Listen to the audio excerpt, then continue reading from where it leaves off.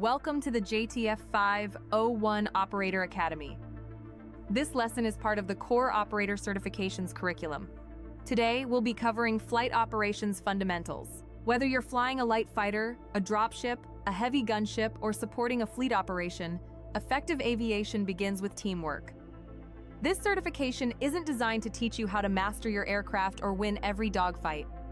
Instead, it introduces the common procedures, communication, and teamwork that define how JTF-501 conducts organized flight operations. We'll discuss our philosophy toward aviation, safe flight operations, working as part of an air element, and the common terminology you'll hear during organized missions. Like every Operator Academy certification, this course is designed to establish a common foundation, not create expert pilots. You'll continue developing your skills through organized events, future Operator Academy certifications, and experience flying alongside the rest of the community. Let's get started. Module 1. Flight Philosophy. Every aircraft in JTF 501 exists for one purpose: to support the mission. Whether you're flying a light fighter, heavy fighter, interceptor, gunship, dropship, bomber, or support aircraft, your success isn't measured by the number of enemy ships you destroy. It's measured by how effectively you help the team accomplish the objective. Sometimes that means escorting a transport. Sometimes it means screening ahead of the fleet. It can also mean protecting logistics or industrial operations, or even providing reconnaissance. And sometimes it means engaging hostile aircraft. Every mission is different, and the role of the air element changes with it. One of the most common mistakes new pilots make is believing every contact must be chased or every enemy ship must be destroyed. In JTF 501, we fly with discipline. Our responsibility is to support the operation, not pursue unnecessary engagements for combat's sake. Leaving the event or mission area, chasing a retreating fighter across the system, or abandoning the package to pursue a single target often creates more problems than it solves. Mission success and coordinated team play always comes before individual victories. The same philosophy applies when identifying other players. Not every aircraft you encounter is hostile. Mining ships, cargo vessels, industrial operators, or neutral players may enter the area of operations without hostile intent. Unless directed otherwise by the event lead or the tactical situation, maintain positive identification before engaging. Sometimes the correct response is simply observing, shadowing, warning, or reporting the contact rather than opening fire. Just as importantly, remember that you are rarely flying alone. Every pilot should think of themselves as part of an air element. Whether formally, assigned or not, everyone in the sky is working together to accomplish the same mission. Support one another, communicate with one another, and be prepared to help another pilot whenever the situation changes. Another important part of JTF 501's aviation philosophy is understanding the difference between immersive operations and competitive play. During most PvE events, we encourage pilots to fly in ways that create better teamwork and more engaging gameplay. Instead of hovering motionless above an objective simply because the game allows it, think about how real aircraft would support the operation. Orbiting the objective, conducting attack runs, repositioning between passes, or remaining in motion not only creates a more immersive experience, but often makes your aircraft a more difficult target as well. In PvP, the tactical situation may demand a different approach. Efficiency and survival take priority, and pilots should adapt to the threat and follow the direction of the event lead. Like every other philosophy in JTF 501, our goal isn't perfect realism. Our goal is creating better gameplay. Throughout this certification, remember one simple principle: the best pilot isn't always the one with the most kills. It's the one who helps the mission succeed. Module 2. Flight Safety and Flight Operations. Safe flight operations begin long before your aircraft leaves the ground. Whether operating from a space station, planetary outpost, forward arming, refueling and respawning point, or multi-crew ship, every pilot shares responsibility for maintaining a safe and organized operating environment. In JTF 501, flight safety isn't about role-playing aviation procedures or creating unnecessary restrictions. It's about protecting the time everyone has invested in the event. Star Citizen can be unforgiving. A collision on the landing pad, a physics accident inside a hangar, or two aircraft attempting to use the same launch corridor can quickly destroy ships, delay the operation, and interrupt the momentum of the entire team. Taking a few extra seconds to communicate and operate predictably is almost always faster than recovering from an avoidable accident. Before taxiing, lifting off, or departing a hangar, take a moment to observe your surroundings. Look for other aircraft that may be launching, recovering, or maneuvering nearby, and communicate your intentions whenever another pilot could be affected. If air traffic control, or ATC, is available, follow their instructions. If no ATC is present, pilots should coordinate directly with one another using clear, concise communication. Simple calls such as requesting departure, taking off, on approach, or landing provide other pilots with valuable situational awareness and help prevent unnecessary conflicts. During organized operations, you may hear, and we encourage the use of several common flight status calls. When departing, a pilot may announce wheels up or skids up, indicating the aircraft is airborne and departing the area. Likewise, wheels down or skids down indicates an aircraft has landed safely. Additionally, calling on approach lets other pilots know, including any onboard passengers and crew, that you're beginning your final approach to a landing area, giving nearby pilots and ground personnel time to clear the area if necessary. These simple calls improve safety while keeping communication brief and efficient. If operating from a multi-crew ship or FARP, pay attention to the current OPSTAT or operations status. OPSTAT green indicates launches, recoveries, and other external operations are authorized. OPSTAT yellow means operations may continue but require increased coordination and awareness. OPSTAT red suspends routine external operations, while the ship or operational area deals with combat, maneuvering, or another safety concern. OPSTAT black reserves priority for an emergency launch or recovery. Understanding OPSTAT helps pilots know when it's appropriate to launch, recover, or hold without requiring lengthy instructions. Finally, always think about the flight path of your aircraft. Avoid climbing directly into other departing aircraft, crossing another pilot's approach path, or lingering in front of hangars, landing pads, or carrier decks after takeoff or landing. Give other pilots room to maneuver, and use your trajectory indicator to help visualize where your aircraft is going. Good flight operations aren't built on complicated procedures. They're built on predictable pilots who communicate clearly, remain aware of their surroundings, and help protect the time and experience of everyone participating. Module 3. Flight Coordination. Flying as part of an organized operation means more than simply sharing the same airspace. Every pilot contributes to a larger air element working toward a common objective. Most organized missions will designate a flight lead or element lead.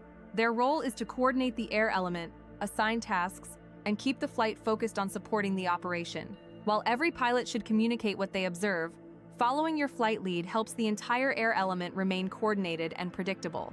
Remember, your wingman isn't always a permanently assigned aircraft.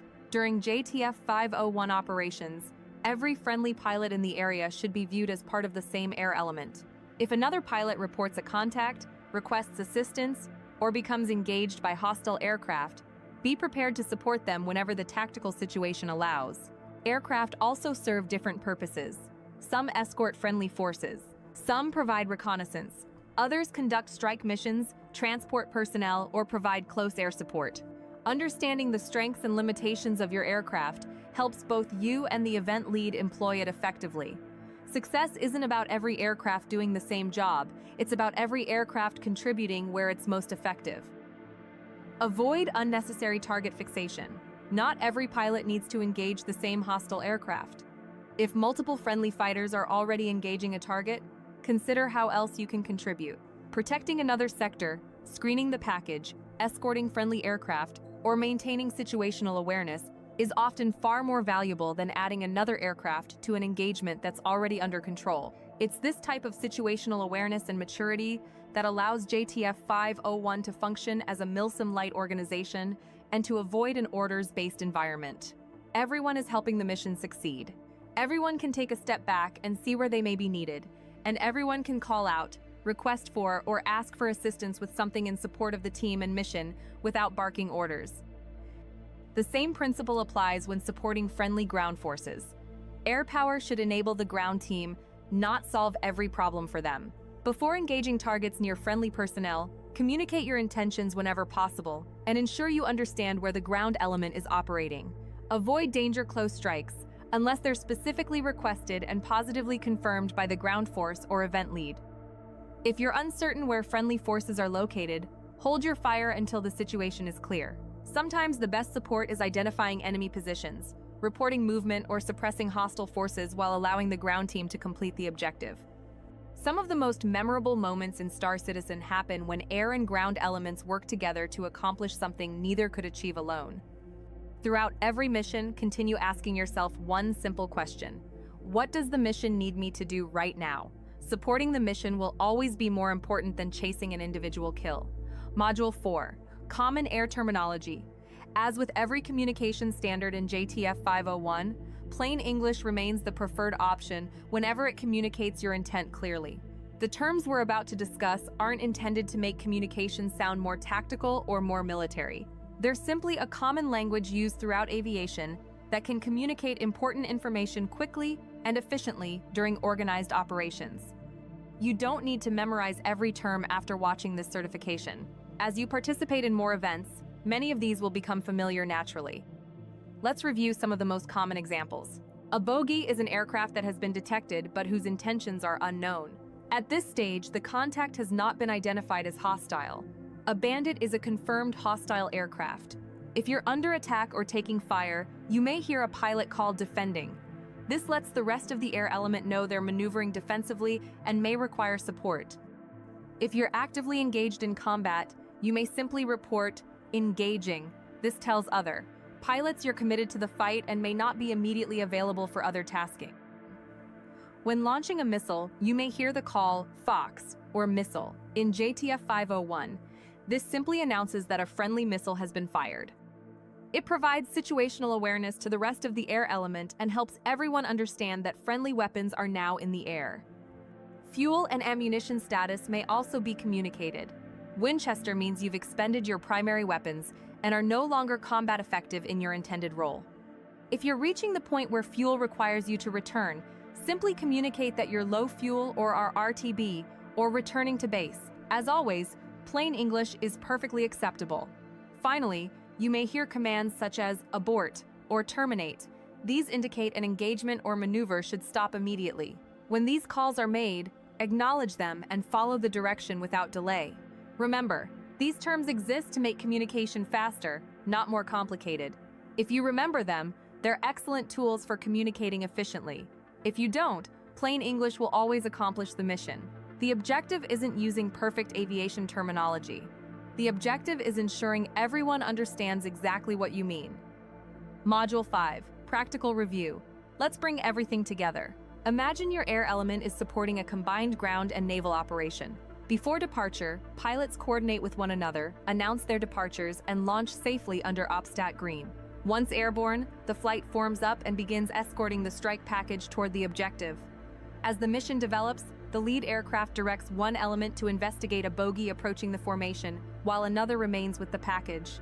Rather than every pilot chasing the same contact, the flight maintains formation and continues supporting the mission. The unknown contact is identified as a civilian cargo ship crossing the area and is monitored while the mission continues.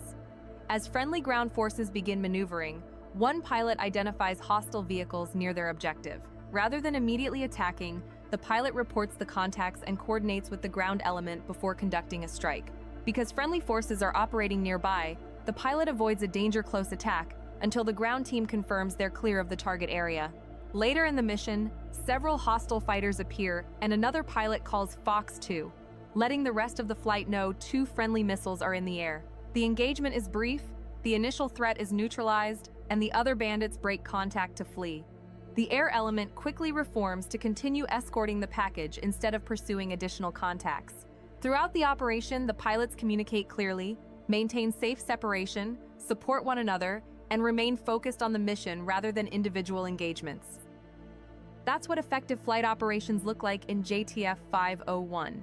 Final thoughts. Flight operations fundamentals isn't designed to make you an expert pilot. It's designed to give every JTF-501 operator a common foundation. When pilots share the same expectations, understand the same terminology, and apply the same basic principles, flight operations become safer, communication improves, and organized missions become more enjoyable for everyone involved. These fundamentals are only the beginning. You'll continue developing your skills through future Operator Academy certifications, organized events, and experience flying alongside the rest of the community. Remember, our goal isn't to recreate real-world military aviation. Our goal is to use organization, communication, and teamwork to create better gameplay. Congratulations on completing the JTF-501 Operator Academy, Flight Operations Fundamentals Certification. To receive credit, return to Discord and use the /cert code command. Enter the certification code displayed on your screen, and Athena will automatically verify your completion and update your personnel record. Every experienced pilot started with the fundamentals. Now it's your turn to put them into practice. Thank you for investing in yourself, your teammates, and the JTF-501 community. We'll see you on the next operation. Steadfast.